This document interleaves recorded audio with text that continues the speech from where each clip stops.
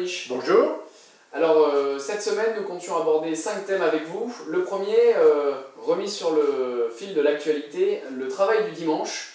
Vous titriez sur votre blog « Pour qui, pourquoi ?» Finalement, en fait, est-ce que cette question n'est pas totalement secondaire et est-ce que, sur ce débat-là, le Parti Socialiste n'essaie pas un petit peu d'amadouer un nouvel électorat? Il faut être juste avec les socialistes. Le cafouillage est absolument général et depuis longtemps. Les règles sont arbitraires, elles s'appliquent à des catégories très différentes. Une poule n'y retrouverait pas ses poussins. En réalité, personnellement, et je crois que ce point de vue est aussi celui du Front National et de sa présidente, je suis hostile à la libéralisation complète du travail du dimanche.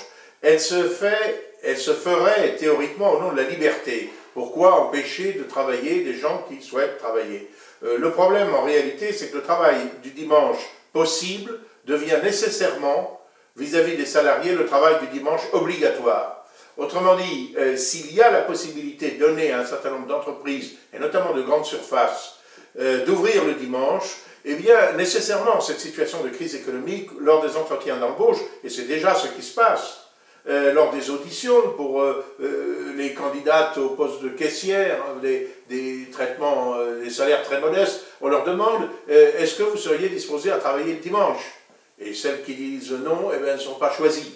Et par conséquent, chacun sait, ou chacun viendra à savoir qu'il faut répondre oui. Et petit à petit se détruit quand même ainsi la vie de famille. Petit à petit se détruit la possibilité, la nécessité, depuis des temps immémoriaux, d'une pause. Et petit à petit aussi se renforce un mercantilisme général, un matérialisme qui ne laisse plus de place à autre chose que la production et la consommation. Ce n'est pas personnellement le type de société que je souhaite. C'est peut-être l'avantage du développement au moins économique. Est-ce que c'est pas finalement peut-être le mystère, la solution d'un nouvel essor économique que d'ouvrir les magasins le dimanche?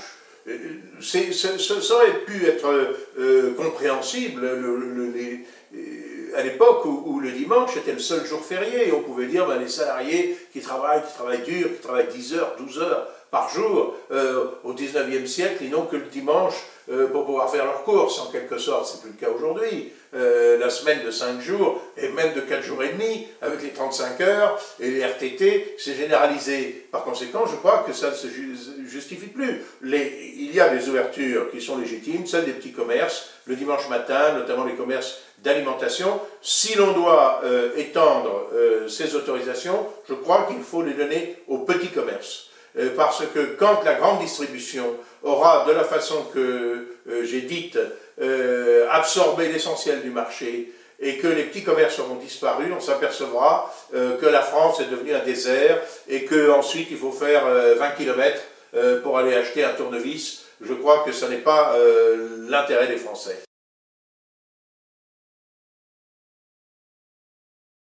Alors, peut-être sur le même registre, Dominique Denia-Bouzard, qui a été nommé par Jean-Marc Ayrault à l'Observatoire de la laïcité, aujourd'hui essaye d'avancer l'idée que certaines fêtes chrétiennes devraient peut-être laisser la place à d'autres fêtes religieuses, notamment pour favoriser le vivre ensemble. Est-ce que vous ne voyez pas là une solution peut-être dans le malaise, le mal-être que vivent notamment certains juifs ou certains musulmans? En tout cas, les autorités juives, et notamment le grand rabbin de Lyon, personnalité tout à fait respectable, M. Wertenstein, n'ont jamais demandé ça. J'ai entendu d'ailleurs plusieurs autorités religieuses juives qui étaient les premières à dire qu'ils reconnaissaient que la France était un pays d'inspiration et de culture chrétienne. Il reste, je crois, 8 fêtes chrétiennes qui sont chômées dans notre calendrier. Et il y a beaucoup d'autres fêtes qui ne sont pas les fêtes chrétiennes, qui sont des fêtes comme le 8 mai, le 11 novembre, etc., que l'on a le 14 juillet, que l'on doit continuer de célébrer, sans doute. Je crois par conséquent que le problème ne doit pas être posé dans ces termes. Il est assez curieux qu'une personne qui est déléguée à la laïcité se préoccupe de fêtes religieuses. Ceci étant, la communauté juive, la communauté musulmane doivent pouvoir célébrer leurs fêtes religieuses. Et par conséquent, moi je ne serais pas hostile à ce que, si ça n'existe pas déjà, dans le Code du travail, il soit considéré comme obligatoire que sur leur jour de congé, les salariés de religion israélite ou de religion musulmane puissent fêter le Yom Kippour ou l'Aïd el-Kébir, ça ne me choquerait pas.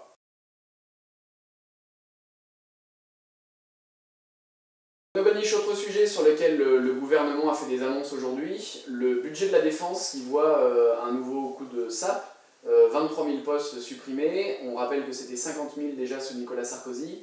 Est-ce que finalement il n'était pas temps de prouver que l'Europe était une Europe de paix et que l'armée finalement n'avait pas besoin d'autant d'effectifs? On était déjà très en dessous du seuil minimal.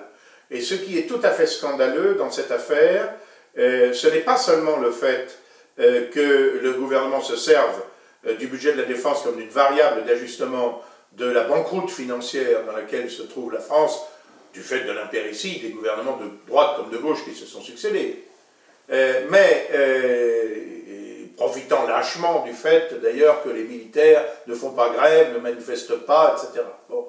Mais ce qui est encore plus scandaleux, c'est que, en dépit de cette situation, on prétend utiliser l'armée un peu partout sur des théâtres d'opérations extérieures, souvent d'ailleurs à des fins de prestige interne. Chacun sait très bien que c'est pour permettre au président de la République, passez-moi l'expression, de rouler les mécaniques.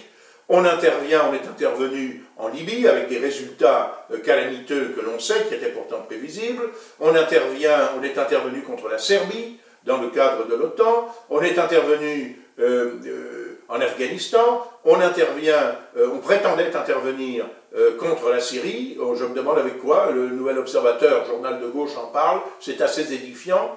Et par conséquent, ces gens-là ne sont jamais avares du sang des soldats français.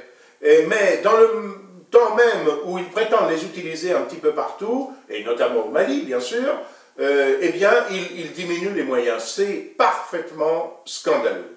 Et je pèse mes mots. On disait, certains militaires m'ont dit plaisamment, si j'ose dire, que si on continuait comme ça, on pourrait faire tenir toute l'armée française au Stade de France. On n'en est plus très loin. Le Stade de France peut contenir, selon les estimations, 60 000, 80 000 personnes.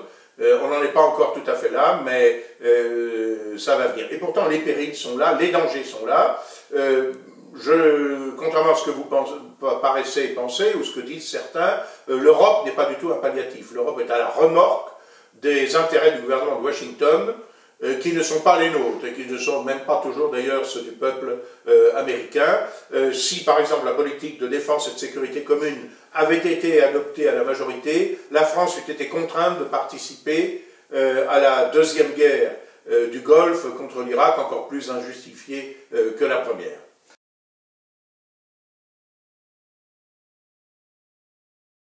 Là où par contre la loi française a évolué, vous ne vous estimez pas satisfait. On vous a entendu, notamment pendant le drame qui a touché un braqueur à Nice, assassiné par un bijoutier, tué par un bijoutier. Vous vous êtes plaint de l'évolution du code pénal français et notamment de la notion de légitime défense. Est-ce que, et je crois que c'est une évolution qui a priori est reconnue par tous les juristes, l'évolution de la barbarie vers la civilisation, notamment l'évolution du code pénal, la disparition de la peine de mort et les nouvelles réglementations dans les années 90 sur la légitime défense, ne sont pas la preuve que notre société évolue dans le bon sens? Non, au contraire. Lorsque la légitime défense était pleinement reconnue, je vous le rappelle, dans le code pénal de Napoléon, en vigueur de 1810 à 1994, eh bien, la force publique disposait de ce fait, de façon implicite, de dizaines de millions d'auxiliaires en la personne des citoyens ordinaires comme vous et moi. Et par conséquent, ceux qui avaient des soucis à se faire, c'était les malfrats. Pour le bijoutier de Nice, de toute façon, le terme d'assassinat, je vous signale que l'assassinat, c'est le meurtre avec la préméditation. Le malheureux bijoutier n'avait rien prémédité, contrairement à son agresseur. Je ne me suis pas réjoui de la mort de son agresseur, je ne l'aurais sans doute pas condamné à mort, encore que, je vous le rappelle, quand j'ai fait mes études de droit, et que je sache, on était en République, et on était sous le général de Gaulle, les patins couffins, etc., le vol à main armée, entre autres crimes, était toujours théoriquement punissable de la peine de mort, même s'il n'y avait pas eu de victimes blessées ou tuées. Comme je me doutais que vous alliez poser la question, j'ai repris le texte du Code pénal de Napoléon, parfaitement républicain et en vigueur jusqu'en 1994. Voilà ce qu'il dit, ce qu'il disait. Il n'y a ni crime ni délit si l'homicide a été commis. L'homicide. Si les blessures ont été faites ou si les coups ont été portés en repoussant pendant la nuit l'escalade ou l'effraction des clôtures. Autrement dit, quelqu'un de nuit escaladait votre clôture, vous preniez le fusil de chasse et vous tiriez, il n'y avait ni crime ni délit. C'était clair. C'était clair aussi pour les malfrats. L'effraction des clôtures, murs ou entrée d'une maison ou d'un appartement habité ou de leurs dépendances, même les dépendances. Deuxièmement, et là nous ne sommes plus dans le cas du vol de nuit, si le fait a eu lieu en se défendant contre les auteurs de vol ou de pillage exécutés avec violence. On était tout à fait dans ce cas de figure.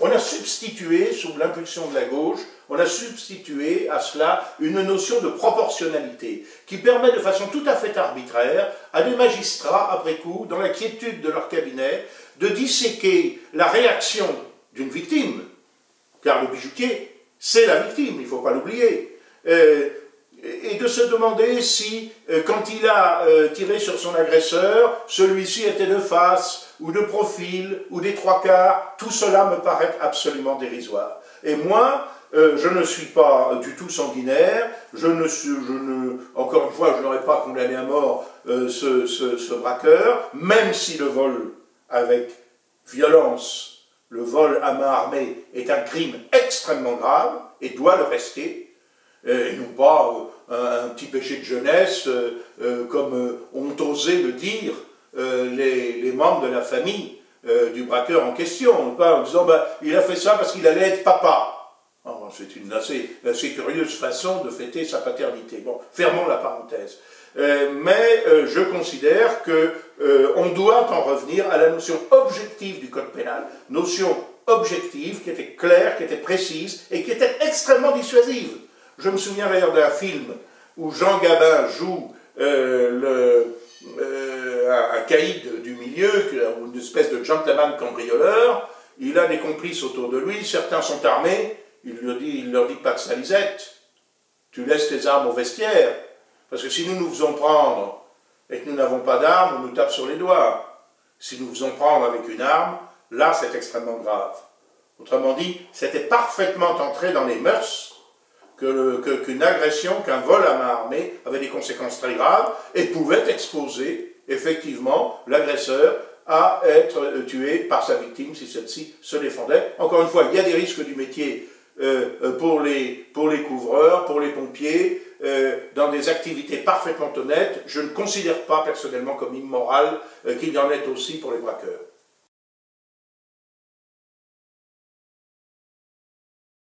Dernière question, Bruno Gollnisch. Drame à Lampedusa. Aujourd'hui encore, des migrants sont décédés. N'est-il pas temps de reconnaître que les frontières, qui sont maintenues malgré tout sur l'espace Schengen, sont la source de beaucoup de drames? Et ne faudrait-il pas revoir la politique migratoire au niveau international? Je crois, contrairement à ce qui se dit, et peut-être même ce qui se dit au Vatican, et avec tout le respect que j'ai pour la personne et pour les propos du pape, que je vais étudier bien sûr avec attention, ce qui provoque ces drames, c'est l'appel d'air. C'est que ceux qui traversent ainsi la Méditerranée pour arriver dans cette petite île où j'ai conduit le groupe parlementaire que je présidais, et il y a 6 ans de cela, dans l'indifférence générale des médias,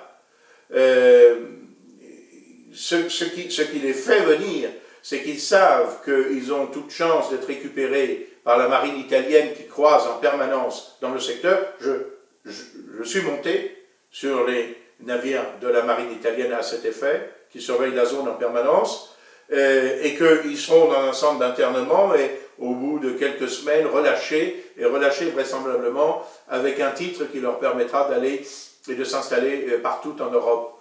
Alors c'est un drame affreux, mais puisque l'on dit que c'est monstrueux, il faut quand même établir aussi les responsabilités. Est-ce que les responsabilités, ce ne sont pas les États qui laissent partir ces malheureux? Est-ce que ce ne sont pas ceux qui vivent précisément en exploitant leur misère, les passeurs, qui leur vendent des embarcations de fortune à prix d'or? Est-ce qu'il ne faudrait pas établir là-dessus un contrôle international?